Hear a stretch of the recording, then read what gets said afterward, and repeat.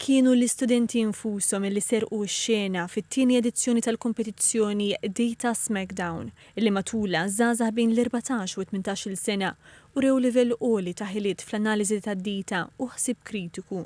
Din l-inizjattiva, imħadna wkoll mill-Eurostat, rat il-parteċipazzjoni ta' madwar 9,000 student minn 21 pajjiż Ewropew. Minn Malta ħadu sehem ftit inqas minn 70 student minn 10 skejjel differenti. Numru li minkejja d-daqs tal-pajjiż juri interess dejjem jikber f'dan il-qasam. Il-kompetizzjoni kienet organizzata mill-Uffiċċju Nazzjonali tal-Istatistika, l-NSO, u kienet maqsuma f'żewġ stadji. L-ewwel fażi, li saret f'Jannar, kienet tinkludi kwestjonarju bil-mistoqsijiet. L-istudenti li kisbu riżultati tajbin għaddew għat-tieni stadju fejn ingħataw biċċa xogħol aktar komplessa ibbażata fuq dataset provdut mill-NSO. Meta aħna statistika.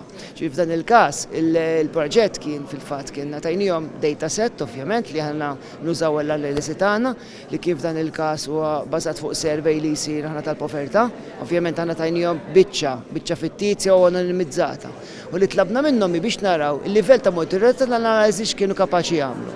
Konna sodisfatti ħafna, ġifieri għax ħafna mir-rapporti li ġew kienu ta' tekniċi immens. L-aqwa parteċipanti ġew ippremjati f'ċerimonja organizzata l-jum. L-ewwel 4 timijiet se jirrappreżentaw lil Malta f'fażi Ewropea tal-kompetizzjoni fejn se jikkompetu ma' timijiet oħra illi ġew minn tal-ewwel f'pajjiżhom.